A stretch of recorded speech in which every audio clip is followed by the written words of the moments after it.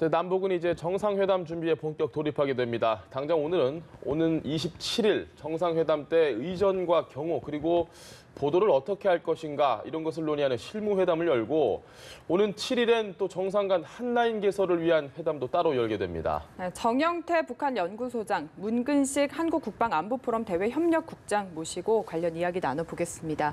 안녕하십니까? 네, 안녕하십니까. 국장님, 지금 남북 실무회담이 이제 예정대로면 1분 정도 뒤면은 비공개로 열리게 됩니다. 근데 이게 하루 연기가 됐을 뿐더러 오늘 북측에서는 누가 오는지 또 당일에 알려주겠다 이런 부분은 글쎄요, 이유가 어디 있을까요? 그렇죠. 지금 북측에서는 아직까지 명단이 안 넘어온 거로 알고 있는데 예. 사실 이 회담이 전례 없는 회담이잖아요. 예. 김정은 국무위원장이 파격 행보로 인해서 발생되는 여러 가지 의전, 경호 이런 문제인데 특히 지금 판문점에서 한다는 거는 그 유엔사 관할 지역 아닙니까? 예. 비무장 지역이고 그런데 또 국빈 방문 같은 거 하면 예포도 쏴야 되고 뭐 그 사열도 해야 되고 그런데 그런 걸 과연 할 수 있을지부터 시작해가지고 그다음에 이제 우리가 2007년도에는 노무현 대통령이 걸어서 또 올라갔잖아요.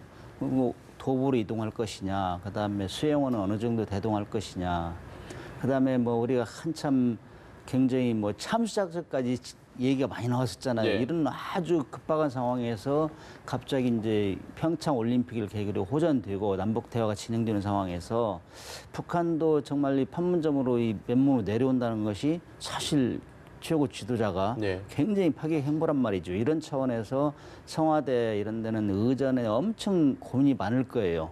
의전이 복잡하고 그냥 보여주기식은 아니지만은 네. 실무 성격을 가지면서도 또 지금 이번 회담이 중요한 이유는 북미 회담을 앞두고 있잖아요. 북미 회담에서 우리가 모두가 원하는 비핵화를 지금 실현해야 되기 때문에 이런 실질적인 문제, 네. 그다음에 무겁지 않으면서도 결례가 안 되는 이런 의전, 경호 이런 것 때문에 지금 많이 고심하지 않을까. 그래서 우리 측에서는 조한기 비서관, 네. 비서관이 7명 정도 간다고 하고 그다음 북한에서는 한 5, 6명 온다 했는데 아직까지 명단이 안 넘어온 아직 배때랑을 지금 선발하는 과정이 아닌가. 고심에 이렇게. 고심을 거듭하고 그렇죠. 있는 거군요. 네. 알겠습니다. 네, 그러면 단순히 좀 실무적인 문제라고 이유를 보시는 것 같은데 소장님도 비슷한 생각이신지 궁금합니다. 뭐 북한이 이번에 그 평창 동계올림픽 참관이라든가 또 참석 그리고 또 뭐 예술단 파견 그런 것도 보면은 항상 이런 행태가 되풀이 됐죠. 예. 모든 것을 자기가 일단 이제 결정된 날짜에서 항상 뭐 하루를 연장한다든가 아니면 뭐 며칠을 연장하는 이런 식으로 온 게 일반적인 패턴입니다. 이것은 역시 북한이 기본적으로 회담 자체를 상당히 자기 주도로 이것을 해 나가겠다고 하는 그런 일반적인 행태라고 사실 봐야 돼요. 그런데 이제 이번 경우는 지금 잘 얘기해 주신 대로 사실상 이제 북한의 최고 지도자는 일반 보통 국가의 최고 지도자처럼 북한 내에서는 인식이 되고 있지 않습니다. 거의 신적인 존재라고 해도 과언이 아니죠. 그리고 그 동선이라든가 이런 것들, 그리고 또 이 최고 지도자를 또 이래 호위한다든가 이런 인물들이 누구냐라는 것을 또 밝히는 자체도 공개하는 것 자체도 굉장히 이제까지 알려진 바로는 좀 이례적인 것이다. 이렇게 사실 볼 수가 있겠죠. 그러니까 이런 이번에 의전이라든가 여러 가지 이 하는 데 있어서 뭐 경호 담당이라든가 이것도 마지막까지 상당히 매일의 사이인 채 사실 비공개 차원에서 이루어질 가능성이 굉장히 크다고 하는 것은 역시 김정은 위원장의 여러 가지 신변 보호라든가 이 안전에 상당히 힘을 쏟고 있는 것이 아닌가. 뭐 이렇게 본다면은 사실 아직 신중하게 북한이 우리한테 이렇게 접근하는 그 자체는 뭐 크게 놀랄 만한 일이 아니다. 이런 생각이 사실 될 수가 있죠. 알겠습니다. 한 가지 첨언하고 싶은 게 있다면은 사실 이번이 전례 없는 거잖아요. 예. 그리고 평창 올림픽에서 아까 조금 말씀하셨지만은 1월 20일인가 2월 4일인가 2번 정도 예술단이 온다고 했다가 좀 연기하고 그다음에 금강산에서 공연하겠다 취소했어요. 여기에 상당히 우리가 의아해했잖아요. 참 패턴이 똑같다 과거나 그러나 사실 달라지기는 달라졌어요. 좀 적극적으로 하고 지키려고 하고 그러나 이번에도 이런 우리가 의심을 품게 되는데 조금 전에 말씀하신 대로 복잡해요, 의전이. 그래서 저는 희망 섞인 말씀 한번 하고 싶다면은 사실 이게 일일 지금 회담이잖아요. 네. 셔틀 외교를 할 수 있는, 장을 열 수 있는 새로운 역사를 쓸 수 있는 거예요. 그래서 이번에 준비를 잘 해가지고 정말 어떤 위기 상황으로 가기 전에 정상 간에 이렇게 이 소통을 함으로써 그런 어떤 좋은 선례를 남길 수 있지 않을까, 성공만 한다면은 그런 생각이 듭니다. 알겠습니다. 그 보도 관련해서 지금 권혁기 총추관장이 담당을 하게 될 텐데 이 김정은 위원장의 현재까지 행보를 보면 이미지 정치를 아주 잘하는 것 같다라는 평이 많습니다. 그러면 생중계를 일정 부분은 좀 할 가능성도 있다고 보십니까? 그 가능성이 굉장히 큽니다. 이제 방금 잘 얘기해 주셨는데 지금 그 지난번에도 그 북중 간의 정상회담을 할 때 그것이 상당히 그 보통 국가의 어떤 지도자 같은 그런 이미지를 굉장히 알려주고 네. 싶어 사실 하고 있거든요. 거기에서 이제 특히 이제 이설주, 사실 이제 부인을 대동을 한다든가 이것을 통해서 이제까지 김정은 위원장에 대해서 가장 그 뭐 온갖 핵 문제 때문에 뭐 핵 도발, 사실 뭐 미사일 도발 이런 것 때문에 상당히 그 이상하게 비춰진 그런 거 뭐 우리도 부정할 수 없지 않습니까? 그런 차원에서 마치 뭐 옛날 우리가 그 공산당 그러면은 진짜 뿔 달린 어떤 그런 거와 마찬가지로 김정은 위원장에 대해서 그런 부정적인 그런 그 지도자로서 이미지 이것을 불식시키고자 하는 그게 사실 강할 거고 그러면 이번 경우에 남북한에 있어서도 자기가 이 정상회담이라든가 이 평화적인 어떤 방향으로 이끌어가는 것도 역시 자기다라고 하는 김정은 위원장 자신이라는 것을 만방에 사실 알리고 싶어 할 거예요. 그러나 이제 그 과정이야 물론 좀 더 베일에 쌓이게 하겠지만 그러나 일단 그 장소에서는 그것을 공개하는 어떤 그런 모습을 보이지 않겠느냐. 그건 또 어디서 나타나느냐면 제일 처음에 북한이 이제 우리가 남북 고위급 회담을 처음에 제의를 해가지고 우리가 개최를 했지 않습니까? 그때 이승건 위원장이, 조평통 위원장이 강하게 얘기한 게 뭐냐? 우리 이 자체를 공개합시다. 이런 정도로 나타냈다는 거죠. 그런데 이런 사실 자체를 북한이 이제까지 행태에서 상당히 변한 거다. 저는 그렇게는 보지 않습니다. 항상 모든 그 행태라는 것은 북한 쪽에서 남북한 관계 개선이라는 목표가 딱 설정이 되면 자, 이번 목표는 뭐냐? 남북한 관계 개선해야 되겠다. 그래서 발전시켜 나가야겠다. 이런 목표, 소위 이제 주공전선의 그 목표가 설정이 되면 다른 문제들은 다 매끄럽게 나간다 하는 이게 이제 기본적으로 돼 있거든요.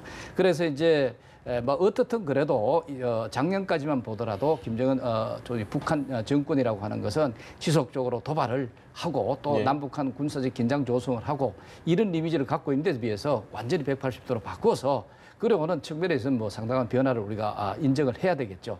막 그럼에도 불구하고 이번에 이승건이가 제일 처음에 공개하자고 하는 건 역시 이 평화 공세 자체가 자기들이 주도하고 있다. 자기들이 만들고 있다라고 하는 것을 과시하는 것과 마찬가지로 이번에 역시 김정은 위원장도 그 회의를 하는 데서 물론 전체적인 것은 하진 않겠죠. 예를 들어서 뭐 오프닝 세리머니 정도 이런 데 있어서 그다음에 또 자유스럽게 좀 이래 담화를 하는 어떤 그러면서 그 담화 자체가 자기가 이끌어가는 모습을 아마 비치고자 할 겁니다. 아마 그런 측면에 있어서는 상당히 언론에 공개하고자 하는 그런 면모를 보일 가능성이 지금으로서는 굉장히 크지 않겠느냐. 그래 판단해 볼 수가 있습니다. 알겠습니다. 만약에 TV 생중계가 된다면 더더욱 의전 문제가 중요해질 것 같은데 지금 의장대 사열을 접점을 찾을 수 있을 것인가 이 부분이 좀 논란이 있다고 하더라고요. 왜 그런가요? 조금 전에 언급을 했지만은 비무장지대고 유엔사 관할 지역이라고요. 그래서 의장대 사열하면 예포도 발사해야 되고 뭐 총도 들고 뭐 이렇게 데몬스트레이션 하고 그래야 되는데 이런 문제가 지금 가장 고민거리일 겁니다. 그래서 김정은 국무위원장이 이번에 보여준 파격 행보에 따라서 의전보다는 내실이 중요하다 이렇게 제의해서 과감히 생략할 수 있는 부분도 있고 그래서 저는 그 판문점에서의 의장대 사열 이건 그렇게 썩 좋은 그림은 아닌 것 같아요. 왜냐하면 지금 거기는 우리가 정전 상태 아닙니까? 사실은 정전 상태고 우리 완전히 남한 측에서 한다든지 북한 측에서 하면 그 관례를 따르면 돼요. 평양에서 하면 평양에서 그다음에 우리 서울에서 하면 서울 이 의전 사열을 따르면 거기는 지금 전쟁을 하다가 정지해서 전쟁 관련해 회담하는 장소라 이거죠. 그런 장소에서 뭐 크게 화려하게 의장대 사열하고 예포 발사하고 이런 거는 썩 그림은 좋지 않다 이렇게 보고 있습니다. 알겠습니다. 그리고 그게 이제 사실은 뭐 김대중 대통령이 정상회담을 예. 할 때 하고 노무현 대통령이 그 정상회담 할 때 하고 사실상 그 뭐 예포라든가 뭐 우리 국기를 네. 그 개항을 한다든가 그런 것은 사실 안 했습니다. 네. 그러나 단지 이제 의장대 사열 정도는 했는데 이번 경우도 물론 거기가 그 우리 측의 이제 이 평화관인데 거기에서 뭐 어느 정도 그 예를 차리는 의장대 네. 사열 정도 그것도 의장대가 뭐 우리 서울에서 한다라든가 아니면 평양에서 한다든가 그렇게까지는 화려하게는 못할지언정 어느 정도 그 예우를 차리는 형태의 좀 더 소규모 형태로 좀 축소된 형태로 할 가능성이 있지 않겠느냐 뭐 이렇게 보는데 뭐 그럼에도 불구하고 사실은 그 김정은 위원장뿐만 아니고 또 김정일 뭐 마찬가지고 우리 이 대한민국에 이쪽 남쪽으로 넘어오는 것이 처음이거든요. 예. 자, 이 처음에 있어서 과연 저쪽에서 자기 신변 안전이라든가 이런 것을 어떻게 생각할 것인가 이 판단에 따라서 또 결정이 되지 않겠느냐. 사실 이게 우리가 앞으로 자세히 봐야 될 그런 관전 포인트가 아니냐 이렇게 생각해 볼 수도 있습니다. 알겠습니다. 이번 회담이 아주 큰 선례를 남기지 않을까 싶은데 의제 관련해서 지금 일단 경제협력 문제는 사실상 배제를 하고 비핵화에 좀 집중을 할 것이다 이런 이야기가 나오고 있습니다. 자, 1일 회담이잖아요. 예. 그리고 길지 않은 시간이고 그다음에 지금 우리가 가장 신경 쓰는 것 중에 하나는 북미 회담을 성공시키는 겁니다. 예. 사실 그렇잖아요. 우리가 이 모든 회담의 목표는 비핵화를 염두에 두고 하기 때문에 그 회담이 잘 성사될 것인지 여기에 대해서 지금 우리보다 더 열심히 준비하는데 미국이라고 봐요. 예. 미국은 지금 북미 회담 하겠다고 전달받은 이후로 지금 뭐 중요한 인사들을 교체했잖아요. 지금 국무장관도 교체하고 안보보좌관도 핵심 인사들을 정말 강경파로 교체하고 네. 정말 이번에는 성사시키겠다.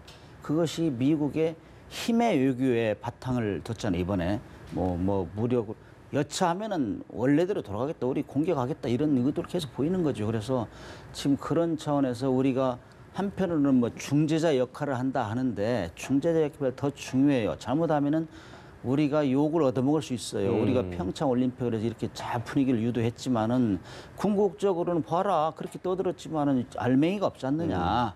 응? 비핵화 성사 못하면은 우리가 엄청난 욕을 얻어먹을 수 있어요. 네. 그래서 이번에는 주로 어떤 방법으로 북미 회담을 할 것이냐. 그야말로 디딤돌 역할을 어떻게 하는 게 이게 제일 중요하다고 봐요. 그리고 네. 그것을 성사시켜야지.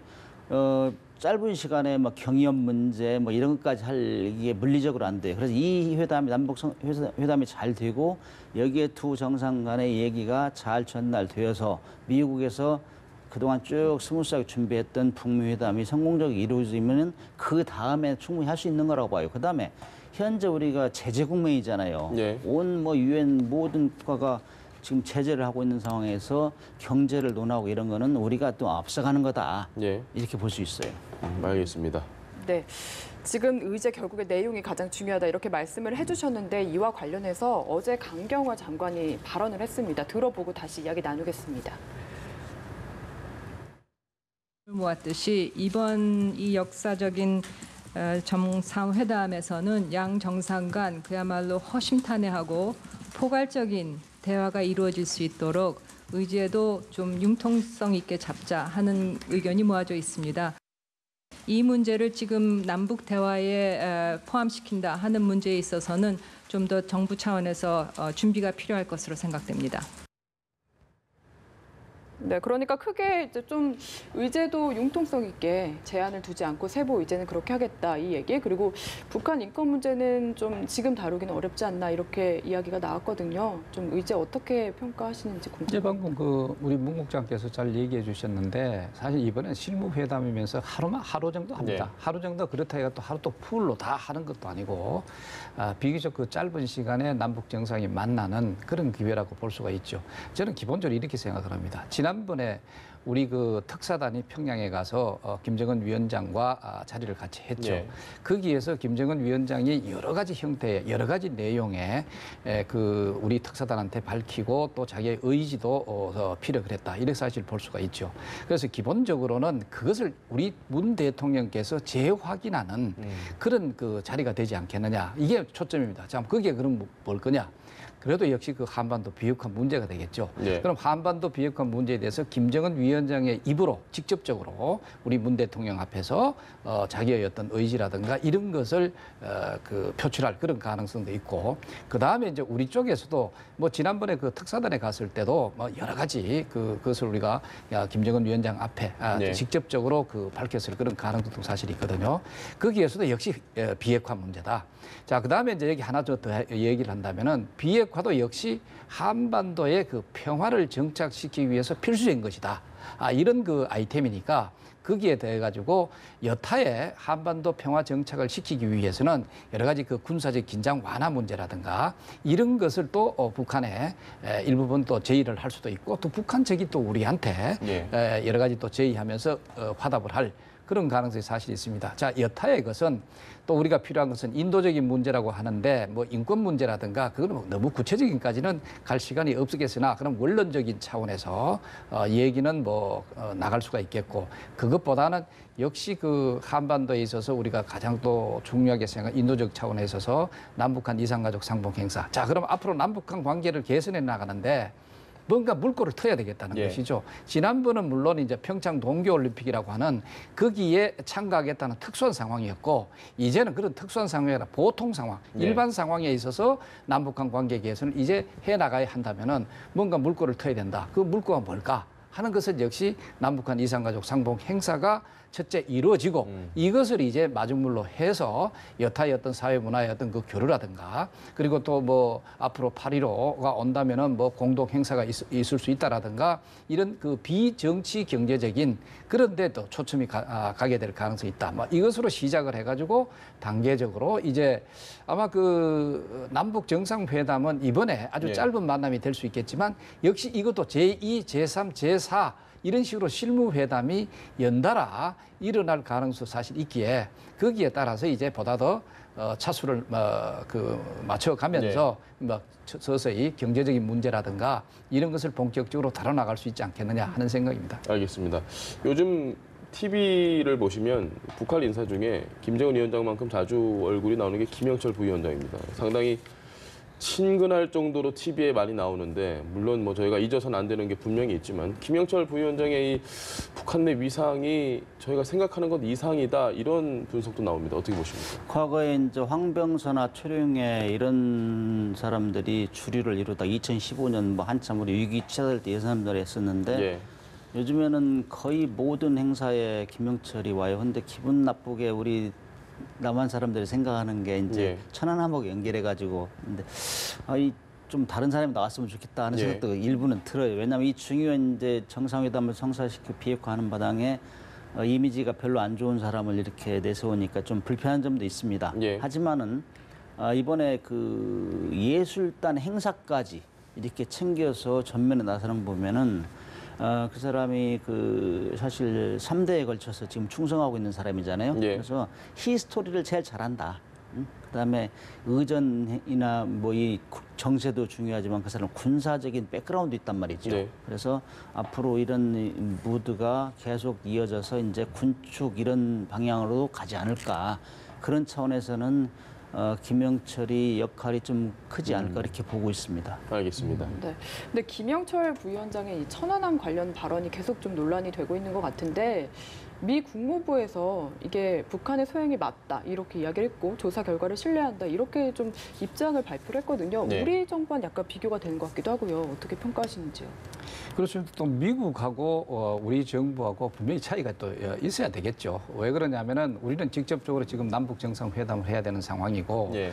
또 그다음에 천안함 폭심 자체 그 자체는 사실 북한이 계속 부정하고 있는 거고, 우리는 지금 물론 이제 완전히 북한이 그 했다는 것은 뭐 이미 여러 그 외국 보고서라든가 이거 참관단 그 조사단에서 확인된 그런 사실이라는 것을 미국이 사실 객관적인 차원에서 이것을 다시 한번 확인해 줬다 네. 하고 하는 것은 이것은 의미가 사실 있죠. 그런데 이제 이것이 이제 소위 그 천안함 폭침에 대해서 자꾸 왜 북한이 이것을 부각을 하려고 할까?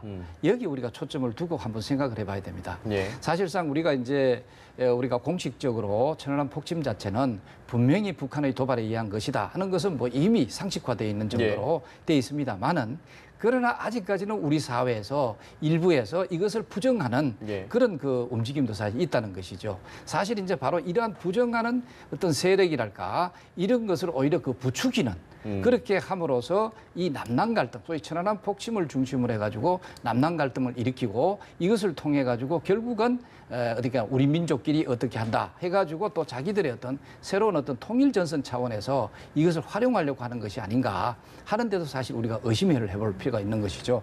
자, 그렇기 때문에 우리 정부 입장은 저는 이렇게 돼야 된다 봅니다. 첫째, 김영철 자체가 뭉치는 형태로 제가 바로 천안함 폭침 주범자라고 알려진 저 김영철입니다. 이렇게 얘기를 했을 때 그때는 누군가가 만약 우리 공식적인 어떤 그런 대표단이 있었다면은 정색을 하고 그런 것을 함부로 장난거리로 해서 말씀드릴 것이 아니다 하는 것이 그렇죠. 거기에서 뭔가 그 지적이 사실 있었어야 된다 이렇게 볼 수가 사실 있습니다.